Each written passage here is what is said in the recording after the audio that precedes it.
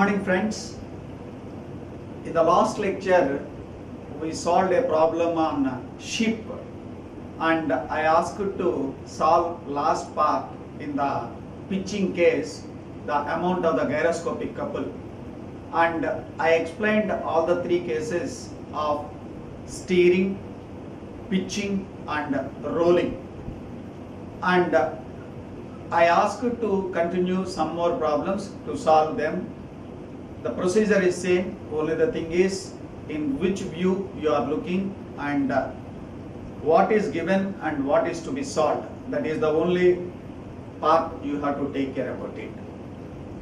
Then one more thing I will here give the information related to aeroplane landing and taking off. Landing and taking off. What is this? Majority of the books have not covered it, but it is not a new thing. It is similar to your ship pitching, only you have to recall your basic knowledge to apply that. Shipping in ship, pitching up is moving like this, pitching down is like this. Aeroplane also landing and taking off. Like if you assume an aeroplane like this on the ground, so if it is flying, that is taking off at that moment, as it goes certain amount running on the runway, then it takes like this. This is nothing but nose rising, nose rising. This is a case similar to your ship pitching up. Like once the flight is in the air, it is moving down to land. For landing time, it comes like this and then it goes simply like this. This is pitching down. So this case has not taken many of the books, but it is very simple. You just assume like pitching up is taking off and then pitching down is nothing but landing. You can apply for that. So please use your brain to apply the common sense, common cases.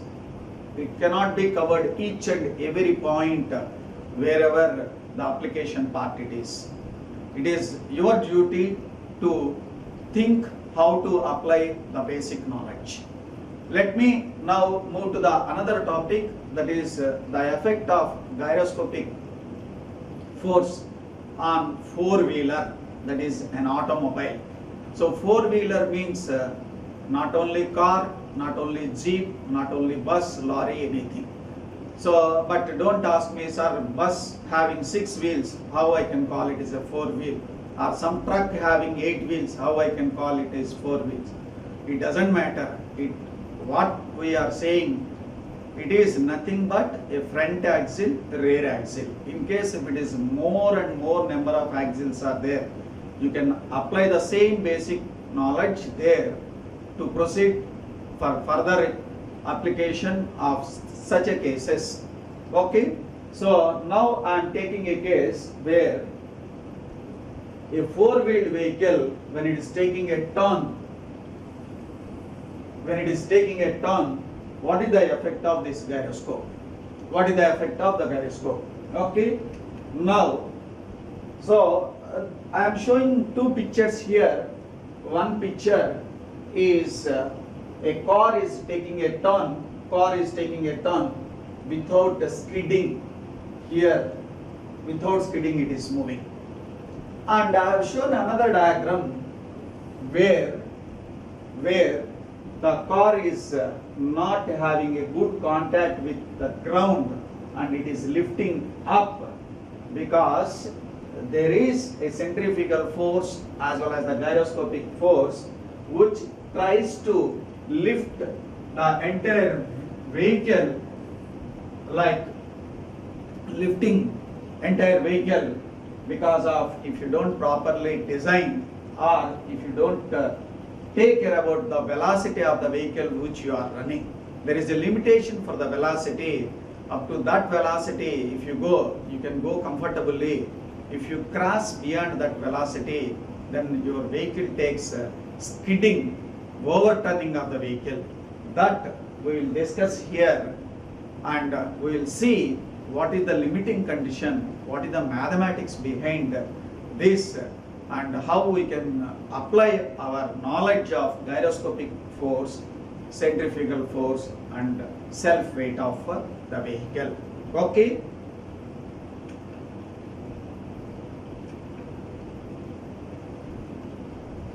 Before I can start this topic, I will define certain terminology which we use for solving the case of this four-wheeler part.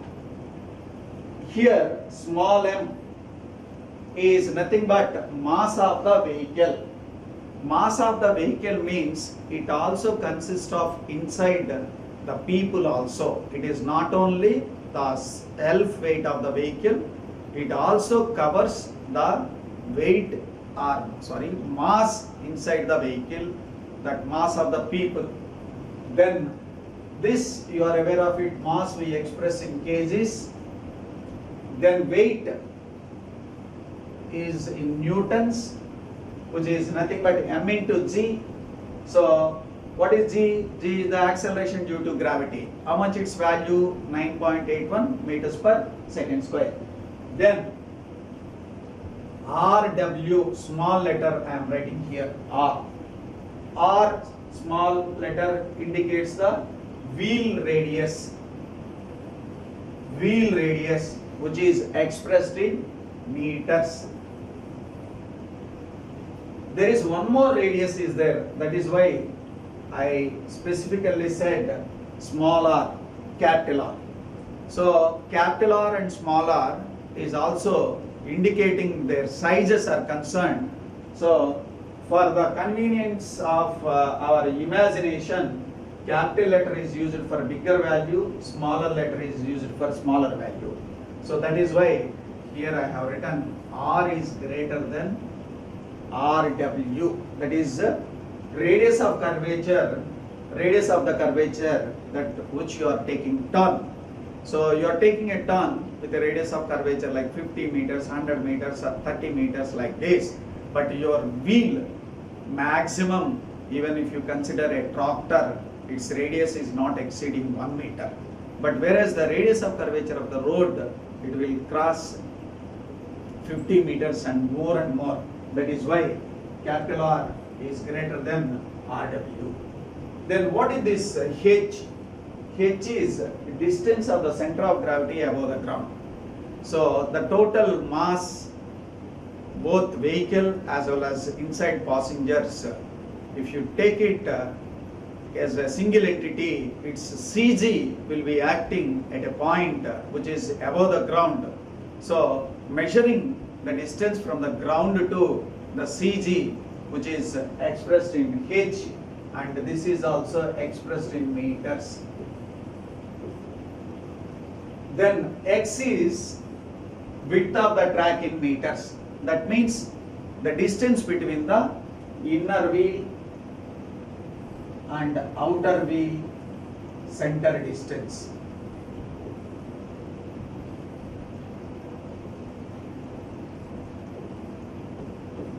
So this is a four-wheeler.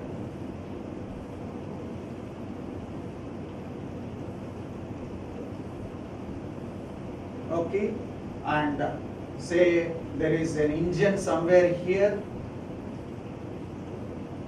This is wheel 1, this is wheel 2, wheel 3, wheel 4. So one radius is said, this radius is RW, and then this is X, that is the width of the track in meters. Then what is this H? If you look at its side view,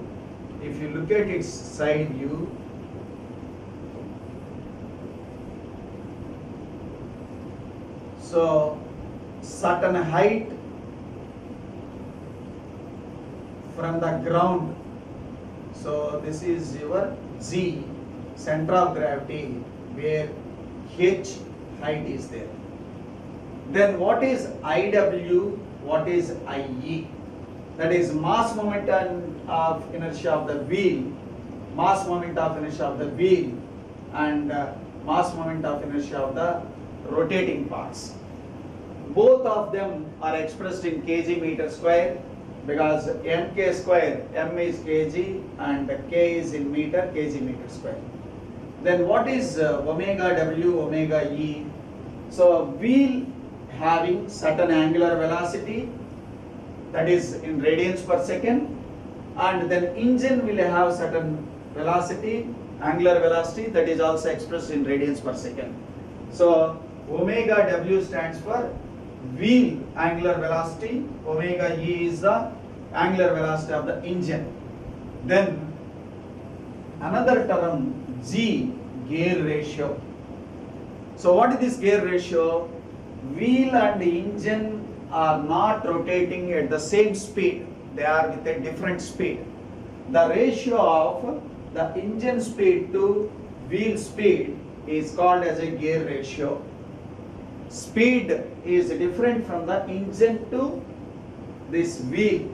So the ratio of engine speed to wheel speed is called gear ratio. And finally, this V stands for linear velocity of the vehicle. That means how much speed the vehicle is moving in meters per second. That is obtained by simple formula RW into omega W. We know that V is equal to R omega. So R wheel and omega wheel, that gives the velocity, linear velocity of the vehicle.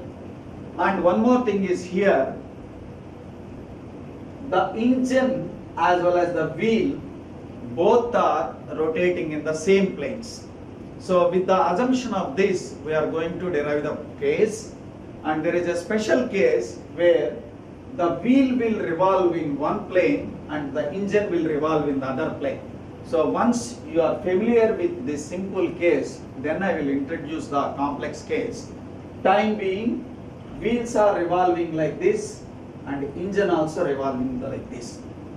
Okay, both are rotating the same plane. Wheel is revolving like this, engine also revolving like this. In another case which I am telling, wheel is revolving in this plane, but engine is revolving in this plane. Are you able to imagine? One is revolving simply like this. You can consider this like a rotation like this. I am moving my finger like this or hand like this, rotation. That is the wheel rotation. Then other plane, engine plane. This is the other plane. Okay, that is another case, that is a complex case that we will discuss once we are sure about this, isn't it? Okay, this is the basic terminology. Then, now, as I said, there are four wheels are there. I am distinguishing them by by the inner wheels and outer wheels. So, these two are inner wheels, these two are outer wheels. When I take a left turn, so I am considering a left turn. I am considering a left turn. When I consider my left turn, then A, C are inner wheels. A and C are inner wheels. Then what about B and D? B and D are outer wheels.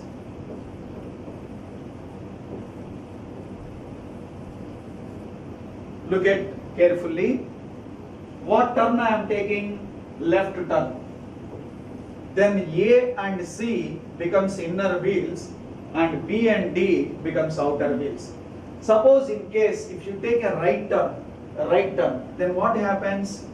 B and D becomes inner wheels and A and C becomes outer wheels. So if you are conceptually strong, it doesn't matter what turn you are taking, what way it is happening. Then once again, AB becomes front wheels, A comma B are front wheels, and C comma D becomes rear wheels. So this part I am giving you because I said a complex case is there where the engine rotates separately and the wheels rotates in a separate direction, and at the same time center of gravity is not at the center of the body, it is at a different point. Then you need these front wheels and rear wheels concept.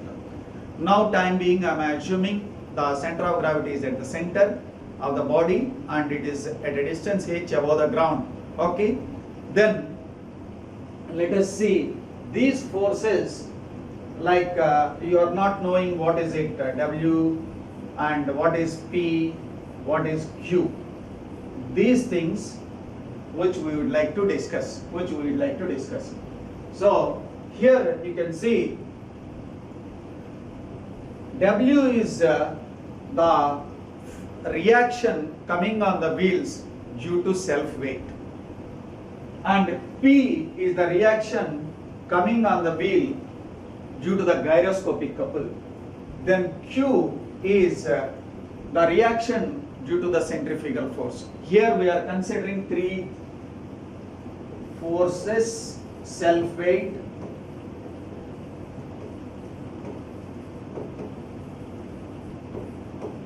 second one gyroscopic couple,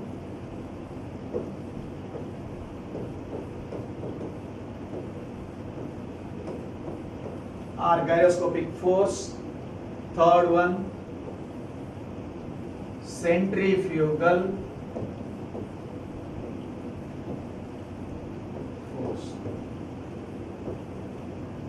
So I am using the words W for self weight reaction, P for the gyroscopic couple reaction, then Q for this centrifugal force. So I am using W term for self weight and P for gyroscopic and Q for that is centrifugal force. So we will see the one by one how I got these directions and what is its magnitude. This part we will discuss. Already I told this is x, which is nothing but the distance between the inner and outer wheels, distance, that is already we have stated. Okay, now the first thing is due to the self weight. I am assuming all four wheels are taking the total load, then the self weight always acts downward, then the reaction which comes is in the upward.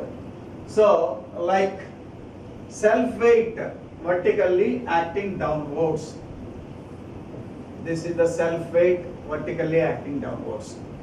This self weight is shared by all the four wheels. So when all the four wheels are equally distributing, then the amount of it is each wheel is W by 4. This is W by 4.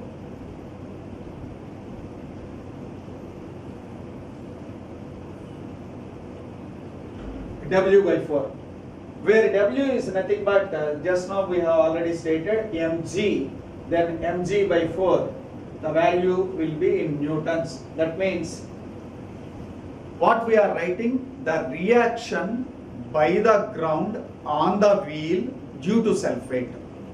Once again repeating it, it is the reaction due to the weight, okay, by the ground on the wheel. So weight is acting downwards, so the reaction will be in the upward. That's why you can see here W by 4 is shown upward for all four wheels. W by 4 is shown all upward. isn't it? So that is the magnitude as well as the direction. Next, come to the gyroscopic part. Okay, so there are 4 wheels are there and 1 engine is there. Okay, and we have already written IW is the wheel mass moment of inertia, omega W is the angular velocity, omega P is the precision velocity. We know that omega W is V by capital R. Then here you can see this is 4I omega IW omega W omega P. So I omega W omega W omega P. So this is the gyroscopic couple due to 4 wheels. Due to 4 wheels, 4 IW omega W omega P. Then what about engine? Engine is there. Its gyroscopic couple is IE omega P. And we have already defined gear ratio G is equal to omega E by omega P. So if I replace here the value of omega E by G omega W, then this becomes IE G omega W omega P. This becomes IE G omega W omega P. So the net gyroscopic couple is the sum of the wheel gyroscopic couple and engine gyroscopic couple. And here I have written a sign plus or minus CW plus or minus CE. So CW value is substituted for IW omega W omega P, and CE is IE omega E omega P. If I take a common omega W omega P, then this becomes 4IW plus or minus IEG. This gives the amount of the gyroscopic couple. So when we have to take positive sign, when we have to take the minus sign. So the positive sign is used when the wheels and the rotating parts of the engine both rotates in the same direction. That means if this engine rotates clockwise, wheel also rotates clockwise, we take positive. If they rotates one clockwise, another anti-clockwise, then we take negative. Okay, so this is a simple way rotating both of them in the same direction positive. If they rotates in the opposite direction, then one is taken positive, the other one is other case we take its negative. So if they rotates both wheel and engine same direction, plus symbol is used. If they rotates in the opposite direction, that is wheel and engine, so one is clockwise, another is counterclockwise, then we take its negative is used. So we get this magnitude, that is the quantity. Then what is its effect? Then what is its effect? Let us see. So this couple is applied on the wheels. Okay, that is these are a pair of the wheels which is separated from X distance. Then the couple is acting on these 2 wheels by the force. So if I take the couple part C, which is written earlier, the magnitude of C, that is sum of the CW plus sum of the CE, both gyroscopic of wheels and gyroscopic of engine, that part is C. Then if I write P is the reaction coming due to the gyroscopic couple on the wheels, so both inner and outer P total, then P into X, they are separated with a distance of X. So P into X is equal to C. Simply P can be written as C by X. P can be written as C by X. Then half will be shared by this and half will be shared by this. Then P by 2 is the net force on each one, which is nothing but C by 2x. Which is nothing but C by 2x. See, there is one more case. Suppose in case if your CE is greater than Cw, that is engine gyroscopic couple is more than the wheel gyroscopic couple, then the C value will become negative. The C value will be negative. Then the reactions will reverse. So whatever the reactions which I am explaining, those reactions will reverse. So first, how to find out those reactions, let us see. So as I said, the vehicle is moving forward and it is taking a left turn. So vehicle moving forward means the wheel is revolving. If I rotate the wheel like this, then the vehicle will move. So if I look at from here, so this is when you look at from like this, when I look at from the rear end, it is rotating in a anti-clockwise direction. So when it rotates anti-clockwise direction, apply your right hand thumb rule like this, then your spin vector is